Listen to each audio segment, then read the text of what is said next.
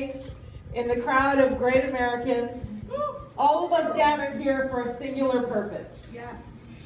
Yesli is the vehicle. Our singular purpose is freedom. Yes.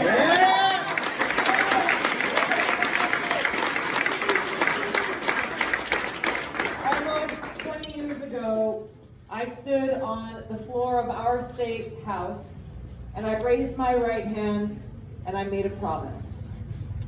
I took an oath before I shipped off to basic training to support and defend the Constitution of the United States against all enemies, foreign and domestic.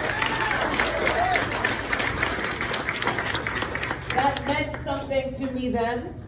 It meant something to me as I stood on the House floor as a member of Congress and made that same promise.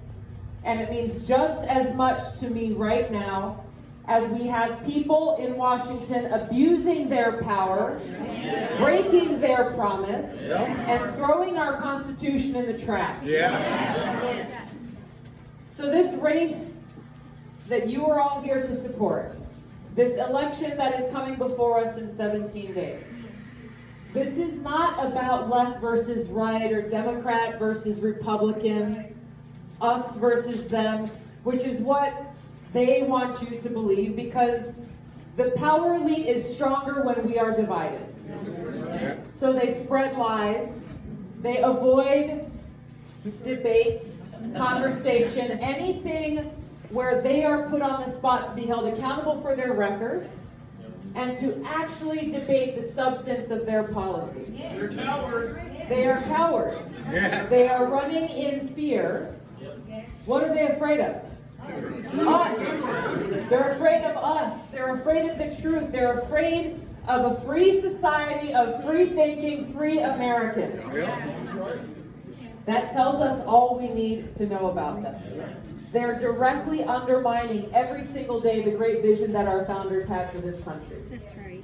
A government of the people, by the people, and for the people. They have created a government of, by, and for the elites, serving themselves. This isn't limited to people in one party. This is what I appreciate so much about Yesli Vega. Is her commitment is to every single one of you. She doesn't believe in blindly following anybody. She knows exactly who she's fighting for. And I cannot wait to see her bring her fire.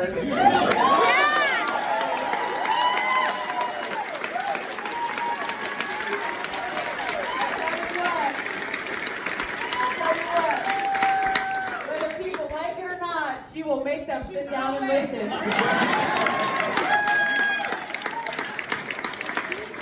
And I've heard a lot of speeches in Congress over the years. I served there for 8 years, and I've seen it all.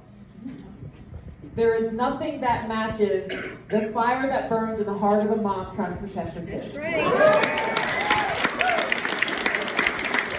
This is not about politics. It's about people. It's about every one of you. It's about our freedom.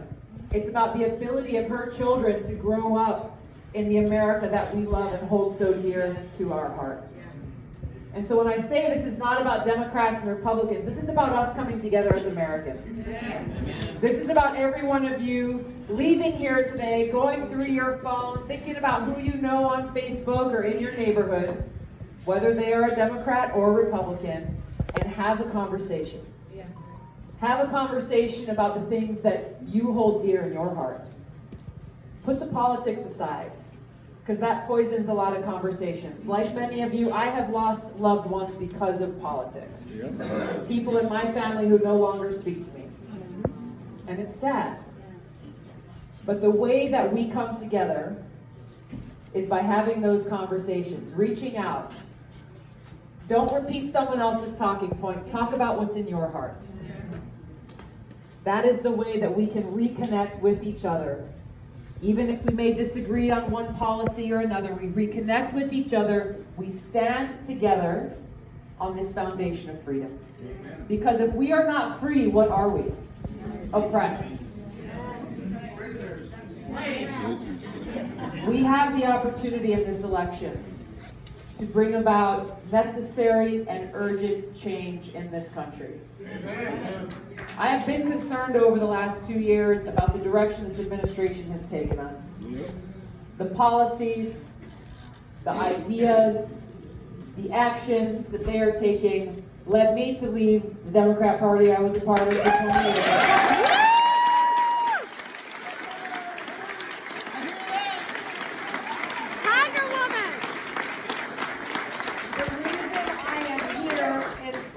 Today with all of you, and the reason I will spend every day until election day going and trying to elect great Americans is because we need to put a stop to this insanity that they are shoving down our throats, forcing us to comply or face the consequences of the law or their abuse of our federal institutions, pitting these agencies and institutions and men and women against the very people they have promised to serve.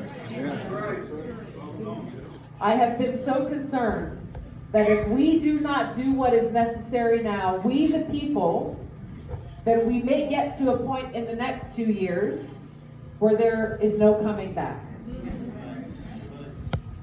This isn't fear-mongering, this is true. So as Yesli says, we got 17 days. We can take a break on the 18th day. Take a nap then. Until then, in those moments where complacency starts to creep in or the normal distractions of day-to-day life, our future is at stake. Our freedom is at stake. The future of our kids is at stake. There is nothing more important. There is nothing more important to bring about this change, bring a check on the power of the administration, and make sure that our voices are heard through people like Yesli Vega.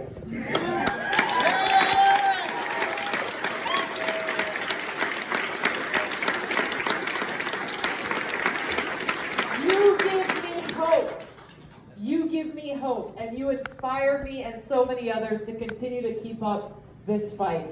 I am so honored and proud to stand with all of you, and I look forward to celebrating with you on November 8th.